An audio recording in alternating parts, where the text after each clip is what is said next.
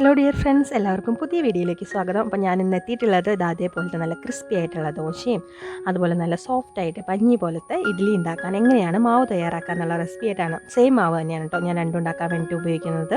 അതുപോലെ തന്നെ ഈ മാവ് ഒരു 3-4 ദിവസം കേടുകൂടാതെ ഫ്രിഡ്ജിൽ സൂക്ഷിക്കാനും പറ്റും. അപ്പോൾ നമുക്കിത് എങ്ങനെ തയ്യാറാക്കാൻ നോക്കിയാലോ. മാവ് തയ്യാറാക്കാനായിട്ട് ഞാൻ ഇതേപോലത്തെ ഒരു ഗ്ലാസ്സിന് 1 ഗ്ലാസ് ഉഴുന്നാണ് എടുത്തിട്ടുള്ളത്. ഇനി നമുക്കിതിലേക്ക് ഒരു ടീസ്പൂൺ ഉലുവ ചേർത്ത് കൊടുക്കാം. ഉലുവ ചേർത്ത് കൊടുക്കണം കേട്ടോ, മസ്റ്റായിട്ടും ചേർക്കണേ, എന്നാലാണ് നമുക്ക് ഇഡ്ഡലി നല്ല സോഫ്റ്റായിട്ട് കിട്ടുള്ളൂ. ഇനി നമുക്കിതിലേക്ക് ഒരു 2 ടേബിൾ സ്പൂൺ കടലപ്പരിപ്പ് ചേർക്കാം. പിന്നെ നമുക്കൊരു 2 ടേബിൾ സ്പൂണോളം ചെറുപയർ പരിപ്പും കൂടെ ചേർത്ത് കൊടുക്കാം. ഇത് ഓപ്ഷണലാണ് കേട്ടോ, കടലപ്പരിപ്പ് മാത്രം ചേർത്താലും മതി. എന്നാലും ഇത് രണ്ടും കൂടെ ചേർത്താൽ ദോശ നല്ല ക്രിസ്പി ആയിട്ട് കിട്ടും. ഇത് നമുക്കിനി ഇവിടെ മാറ്റി വയ്ക്കാം. ഇനി നമുക്ക് മാവിന് വേണ്ടിയിട്ടുള്ള അരി ഏതാണെന്ന് നോക്കാം. ഞാനിപ്പോൾ ഇവിടെ എടുത്തിട്ടുള്ളത് ഇഡ്ഡലി റൈസും ദോശ റൈസും കൂടി മിക്സ് ചെയ്ത് വെച്ചിട്ടുള്ളതാണ്. അപ്പോൾ ഇഡ്ഡലി റൈസും ദോശ റൈസും കൂടി മേടിച്ചിട്ട് മിക്സ് ചെയ്ത് വെക്കും. അതിനകത്തുനിന്ന് ഒരു 3 ഗ്ലാസ്, അതായത് ഇതേ ഗ്ലാസ് ഉണ്ടല്ലോ ഉഴുന്നളന്ന അതേ ഗ്ലാസ്, ആ ഗ്ലാസ്സിന് 3 ഗ്ലാസ്സാണ് അളന്നെടുത്തിട്ടുള്ളത്. നിങ്ങൾക്ക് സാധാ പച്ചരിയാണെങ്കിൽ അത് ഉപയോഗിച്ചാലും മതി. ഇതാണ് കേട്ടോ ഇഡ്ഡലി റൈസും ദോശ റൈസും. ഇത് മാർക്കറ്റിൽ ഈസിലി ആയിട്ട് കിട്ടുന്നതാണ്. ഇഡ്ഡലി റൈസ് ഒരു ഉണ്ട അതുപോലെയാണ് ഇരിക്കുക, ദോശ റൈസ് ഒരു നീളത്തിലാണ് ഇരിക്കുക. ഇനി നമുക്ക് ഈ റൈസും അതുപോലെ ഉഴുന്നും നന്നായിട്ട് കഴുകിയതിന് ശേഷം ആവശ്യത്തിനുള്ള വെള്ളം ഒഴിച്ചിട്ട് ഒരു മിനിമം ഒരു 4 മണിക്കൂർ നമുക്ക് കുതിരാൻ വേണ്ടിയിട്ട് വെയിറ്റ് ചെയ്യാം. ഇതവിടെ നമ്മളുടെ ഉഴുന്നും അതുപോലെ അരിയൊക്കെ നന്നായിട്ട് കുതിർന്ന് വന്നിട്ടുണ്ട്. അപ്പോൾ ഞാനിവിടെ അരയ്ക്കാൻ വേണ്ടിയിട്ട് ആവശ്യത്തിനുള്ള വെള്ളവും അതുപോലെ തന്നെ ഒരു 1/2 കപ്പ് ചോറും എടുത്തിട്ടുണ്ട്. ഇതിപ്പോൾ റെഡ് റൈസ് വേവിച്ചതാണ്, വൈറ്റ് റൈസ് ആയാലും കുഴപ്പമൊന്നുമില്ല. ഇനിയിപ്പം ചോറ് നിങ്ങളുടെ അടുത്തില്ല എന്നുണ്ടെങ്കിൽ ഇതേ അളവിൽ തന്നെ അവിൽ നനച്ചതായാലും നമുക്ക് യൂസ് ചെയ്യാം. അപ്പോൾ ഇത് ചേർക്കണം കേട്ടോ. ഇത് ചേർത്താൽ നമുക്ക് പെട്ടെന്ന് നന്നായിട്ട് തന്നെ ഫെർമെൻ്റ് ആയിട്ട് കിട്ടും മാവ്. അപ്പോൾ ഞാനിതിപ്പോൾ ഉഴുന്നിലേക്കാണ് ചേർക്കുന്നത്. ഉഴുന്നും ഈ ചോറ് അല്ലെങ്കിൽ ഉഴുന്നും അവിലും കൂടിയാണ് ഫസ്റ്റ് അരച്ചെടുക്കുന്നത്. അപ്പോൾ ഇതിപ്പോൾ കുറച്ച് അധികം ഉള്ളതുകൊണ്ട് തന്നെ ഞാൻ 2 ബാച്ചായിട്ടാണ് അരച്ചെടുക്കാൻ പോകുന്നത്. ഒരിക്കലും ഉഴുന്നും അരിയും കൂടെ ഒരുമിച്ചിട്ട് അരച്ചെടുക്കരുത് കേട്ടോ. അപ്പോൾ നമുക്കിതിൻ്റെ പകുതി ജാറിലേക്ക് ഇട്ട് കൊടുക്കാം. അതിനുശേഷം ആവശ്യത്തിനുള്ള വെള്ളം ഒഴിച്ചു കൊടുക്കാം.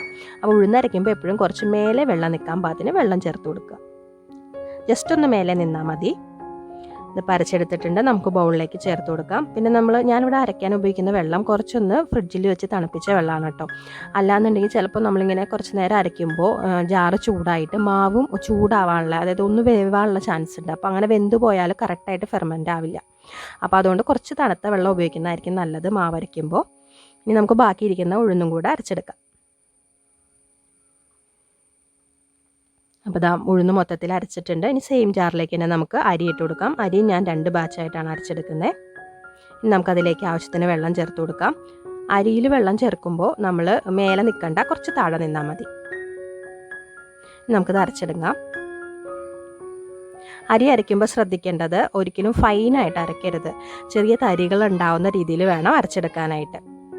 ഇനി നമുക്കതും കൂടെ നമ്മൾ ഉഴുന്നരച്ച് വെച്ചിട്ടുണ്ടല്ലോ അതിലേക്ക് ചേർത്ത് കൊടുക്കാം. ഞാനിവിടെ 2 ബാച്ചായിട്ടാണ് അരി അരച്ചത്. അപ്പോൾ 2ാമത്തെ ബാച്ചും കൂടെ ചേർത്ത് കൊടുക്കുകയാണ് കേട്ടോ.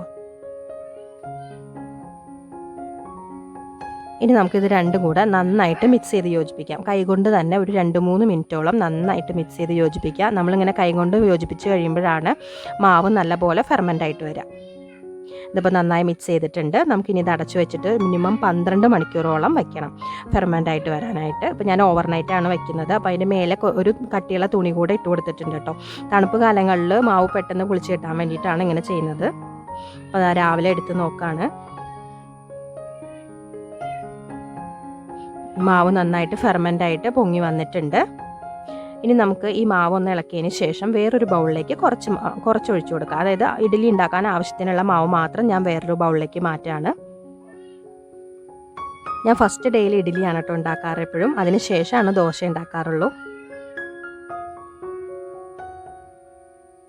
ഇനി നമുക്കിതിലേക്ക് ആവശ്യത്തിനുള്ള ഉപ്പ് ചേർത്ത് കൊടുക്കാം.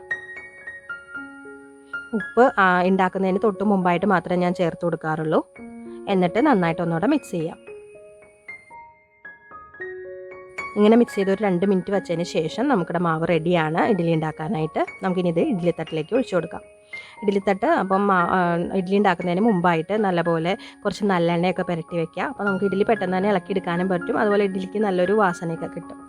അപ്പോൾ ഞാൻ ഓൺലൈനായിട്ട് വാങ്ങിച്ചതാണ് കേട്ടോ ഇഡ്ഡലി തട്ട്. കുഞ്ഞു ഇഡ്ഡലികൾ ഉണ്ടാക്കാൻ പറ്റും. കുട്ടികൾക്കൊക്കെ കഴിക്കാനായിട്ട് നല്ല രസമായിരിക്കും. അപ്പോൾ അതിന് വേണ്ടിയിട്ട് വാങ്ങിച്ചതാണ്.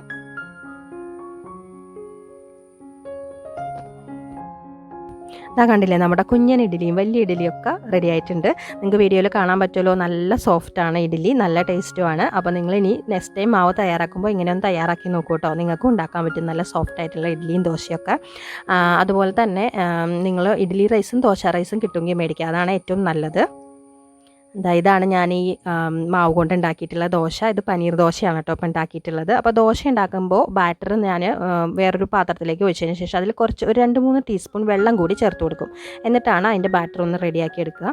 പിന്നെ ഞാനത് ഇതേപോലെ പരത്തിയതിന് ശേഷം കുറച്ച് ബട്ടർ പരട്ടി കൊടുക്കും. പിന്നെ ഞാൻ റെഡ് ചട്നി ഉണ്ടാക്കിയിട്ടുണ്ടായിരുന്നു, അതിൻ്റെ റെസിപ്പി ഞാൻ ഇട്ടിട്ടുണ്ട്. അപ്പോൾ ആ റെഡ് ചട്നി പരട്ടി കൊടുക്കും.